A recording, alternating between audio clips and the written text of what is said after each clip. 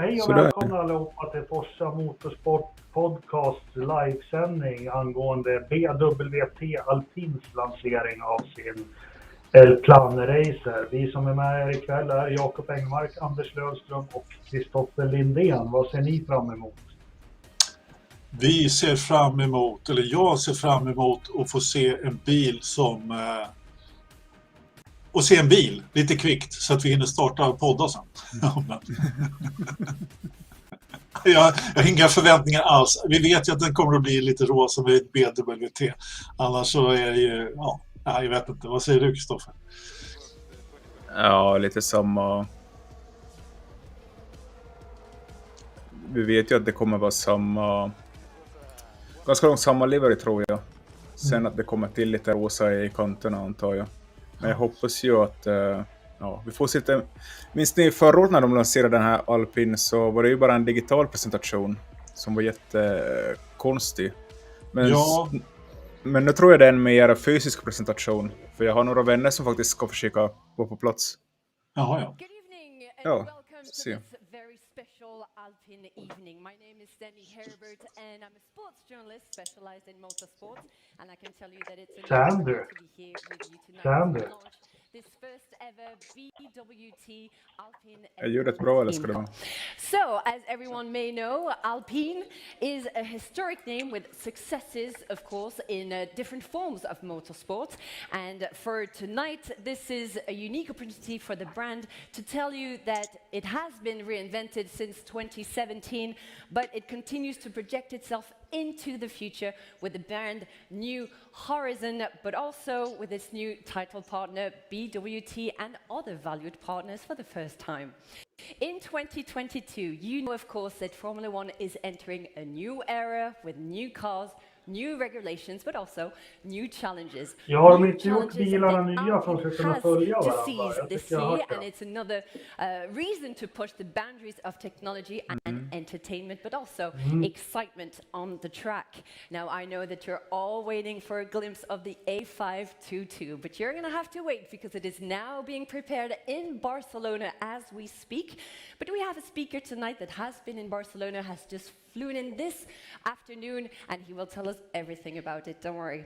Well, I think it's now time to launch this evening. To discuss the latest step of Alpine, I invite on stage next to me Luca de Meo, Chief Executive Officer. Det blev väl någonting från Barcelona, tyckte jag hon sa. De ska stå och snacka strunt alltså. Det gör vi ju så bra själva. Behöver vi inte hjälp med det. Good evening to both of you. It's a pleasure to have you with us tonight. What an event. So happy to be all gathered today. Luca, how does it feel to be presenting this first ever BWT Alpine F1 team car, second ever Alpine F1 car here tonight in Paris? Of course, it's also a way to show how close is Alpine and the Formula One project to the heart of our company, which is historically based in Paris. So we are the team that defends the blue colors that historically are the colors of French racing. I would say now blue and pink with the cooperation of Andreas' team. So it's La Vie en Rose with the blue, like Laurent.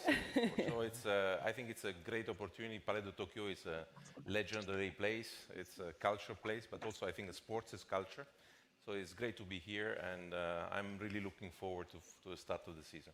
After 1 year in with Alpine last year in Formula One, what can you tell us about the season 2021? Are you satisfied with the F1 involvement?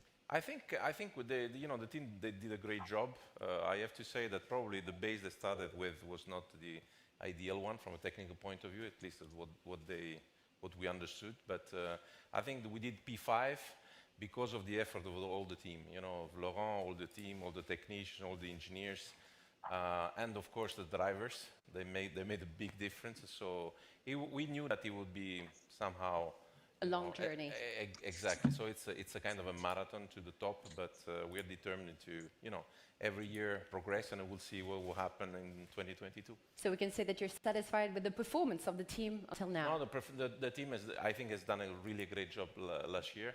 We had to learn a lot of things. We had to make a lot of decisions to structure the organization, understand, what was the strategy, the investments, the thing. But I think they really did a fantastic job. And what I really liked is the spirit that I saw kind of, developing. And one of the images I like more the whole season was, Fernando hugging Esteban Yes. when he won, and that kind of spirit, When I he think, won. is exactly the spirit I want to see in the team. Because, competition is okay, but we have to be fair, and the brotherhood is also important. Nej, So, Jesper. create Blixten slår inte ner balance, 2 gånger the på samma members of ställe. the team. It's important to me. Absolutely, the blue family. Thank you very much, Luca. Laurent. So, Laurent, Laurent. let's come back on this incredible 2021 year. I think we can reasonably say that you have fulfilled your objectives and your mission. Yeah, absolutely. First, let me take this opportunity to thank everyone with us tonight, everyone here in the Palais Tokyo, but also the people on YouTube and our event platform. Thank you for being with us. I want to thank all of our partners, the loyal ones and the new ones. We wouldn't be able to do anything without you guys.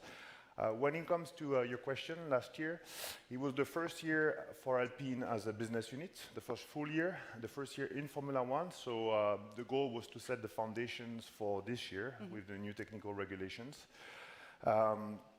We did just that. We learned throughout the entire year. We learned what worked well, what didn't, what we needed to consolidate, what we needed to improve, reinforce. We even learned how to win again. So we put all of this together, managed to score 20 races out of 22, which is really remarkable. Absolutely. And managed to retain, as Lucas said, the 5th position, which was the objective. So yeah, mission accomplished. And what are your ambitions for 2022? Well, we must keep on learning. We must keep on improving performance. The journey back to the top, the 100-race journey, requires that we progress along the way, every step of the way. So at the very least, sporting-wise, that means that we need to aim for 5th at the very least. So far, we've hit our development targets in Enstone and in Viry. But we have to be realistic. The new technical regulations will change the entire landscape, if you will. The cars are going to be reshuffled. And it's exciting for spectators. It is exciting, for sure, and it's a chance, it's an opportunity. But we only know where we are once we hit the track, all of us. Well, in the meantime, we've put our best foot forward. What matters the most, again, is progress. We have a roadmap, a clear roadmap. So irrespective of where we start the season, the most important is where we're going to be at the end, the progress we will have made towards the top, towards the top of the podium. Momentum is key. Absolutely. So what are the main changes within the team for this year to come, 2022? Yeah, to address all of those changes and keep on making progress, what we've done is considerably reinforce the team. It's been strengthened a lot. On the technical side, first and foremost, the car. We've appointed Pat Fry as Chief Technical Officer, and we have a new technical director, Matt Harmon. These two will form a very strong and complementary duo that will be very capable of overseeing technical operations and performance development on and off track. And that's really a key element of the performance. In Viry, we have Bruno Famin leading the power unit operations. His job will be, of course, to support Formula One for the current engine development, but also for the future regulations, but also to deliver high-performance powertrains for all of our motorsports endeavors, such as LMDH. Okay. And last but not least, I'm very honored, very happy to welcome with us Otmar Safnauer as our new team principal.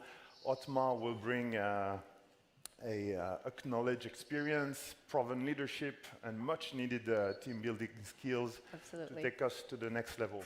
So you see, our A team is led by A people. I like that. Well, so as we look forward to 2022, we're going to take a moment to see actually what you're building on from 2021, sorry. As you heard from Laurent, we're going to invite the team principal on stage. Please join me, Otmar Safnauer.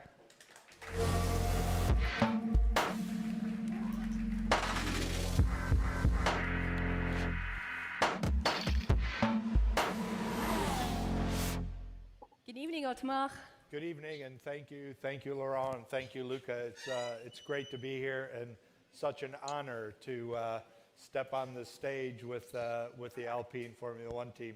I should say the BWT Alpine Formula One team. Absolutely, we have to get used to this new name, definitely. Over 24 years of Formula One experience, I guess you have seen a lot of teams and staff. What kind of potential do you see in this particular team? Well, I've had the, I was going to say pleasure, but the displeasure of racing against these formidable competitors. Absolutely. And, I remember too well when they beat us in Hungary and didn't put a foot wrong. And for that, I congratulate them that they are such competitors, a group of racers, and I look forward to joining them and helping them not just beat the Aston Martins of this world, but everybody else on track. What do you think you can bring to the team? Well, Moreover, your expertise. I'll bring my style of collaborative leadership. I heard Luca mention the glue that keeps us all together is very important. And I too feel that the glue that keeps us all together pointing in the right direction is key to this. And I try to bring a really strong glue. So my style of leadership, collaborativeness, and trustfulness within the organization. Well, thank you very much, Otmar. Thank you, all of you. Mjukglass. Laurent, Luca, you'll Mitt i come februari. after this reveal Det var for inte words of dåligt. conclusion. Thank you very much. Det blir jag sugen på. Glassen är billig just nu. Now, let's welcome the big stars. Of Flen course, är ju the glassdagen också som jag Alpine pratar om. F1 team drivers. Alltså, Please, under har vi your varit med big om en sån här applause, tråkig prestation? Fernando Alonso, Ja då. Esteban Ocon and Oscar Piastri. Då har jag glömt i så fall, eller förträngt. Men, ja, 13 minuter innan vi får se förarna. Och jag har ju de inte skymta bilar. Tackar vet jag Ferrari. Hej Hås, lite snack. Ryck av... in Barcelona and you're going to be doing the test tomorrow. I guess you're really excited. Fernando, let's start with you. Successful year in 2021 after your return. What are your feelings about this season? Yeah. Hello, good evening everyone. And yeah, 2021 it was a Fan, good season fina där for us. alltså. Esteban Så won a fin. race. I was back in the podium and it was a kind of continuation from the 2020 performance from Renault. And it was, an amazing season for Alpine into Formula One, as I said, with this victory. And yeah, it felt also that we made a lot of progress. I think the team is now stronger if we compare to 12 months ago. And I think we are ready for the challenge of this year. We can't wait to see you all on the start line. Esteban, what about you? You entered the winner's circle last year. Were you ready for that? Well, we definitely worked for that, Sandy, but yeah, definitely felt great, to have such results. My win in Hungary for sure, Fernando's podium in Qatar. We had some, great races. It was a good season, but we definitely want to, push, keep progressing, keep having those results on a more frequent basis. Basically, you said it. I just flew from Barcelona. I've seen. The mechanics building the car, the quality of work, and this year is all about going to be progressing, our way through. That's what Laurent was saying, progress. Hello, good evening, Oscar. So you're joining the team as a reserve driver. Äntligen har de en riktig förare i Alpine. Yes, so obviously, firstly, if one of these two can't drive for whatever reason, then it'll be my turn to step in. But also, I guess a very important aspect of my role is to ultimately try and help them make the car as fast as possible. So a lot of my work will be on the simulator back at the factory, and try and propel the team as far forward as I can. Thank you. Fernando, we were talking about new regulations. Do you think that's a real game changer? I hope so. I think we want it. Yeah, I mean, I came back to the sport in 2020 because of these regulations. So it has been 1 year and a half waiting for these cars, and I think the team did an amazing job in the last year, building this car in Enston and BD. So we are all very motivated. Esteban, so you're going to test the car tomorrow. We have new cars, new regulations. Does that make you eager, stressed, excited? What's your state of mind? I think excitement. I mean, we are going to be driving that car for the first time, obviously, tomorrow, but we've been working with it for a long time now. Making the seat, driving it in the simulator. There's been a huge amount of hours from both Viry and Enstone working on that car. So it's going to be pure pleasure for us to be driving it for the first time. It's an honor as well to be, taking the pit limiter off and releasing the power out of the car. It's always a special moment. and yeah, I can't wait for it to happen tomorrow. Yeah, well, that's in a few hours. Oscar, what can you learn from those two incredible drivers? There's a lot to learn. Obviously that's going to be another important role for me this year, is to try and learn as much as I can, because I obviously want to be full-time on the grid for next year. What better drivers? Obviously Fernando, two-time world champion, and Esteban, a race winner now. I was with the team in Qatar when Fernando finished on the podium, so I've experienced the joy in the podium from the other side, and I want to try and be able to experience that myself too. Well, thank you very much for being with us. It was special for us. You're going to be going back to Barcelona tonight or tomorrow morning. We wish you all the best. Victories are down the road. We'll definitely be in front of our TVs on the 20th of March for the beginning of the season for the Bahrain Grand Prix. And we will, of course, be on the band of races side cheering on for you guys. Just so you know, pink actually suits you very well. Enjoy your Jag tycker season. den är sådär, den där overallen. Inte den snyggaste overallen direkt. Nej, vi får ju recensera den eftersom vi aldrig får se biljäveln. Så att... Men jag antar bilen kommer vara i samma kulör. Tror du det? Ja. Man vet aldrig, men... Ja. Men liksom man kunde ha gjort det lite bättre. Ja, nu ska det visas film också. Ja.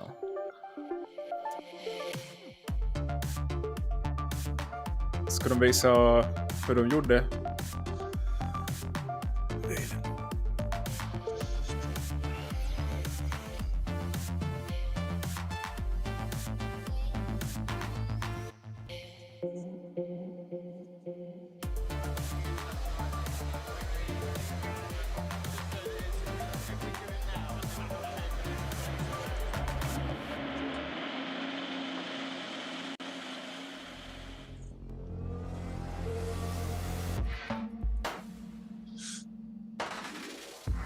Det är inne med de här laserstickorna i år.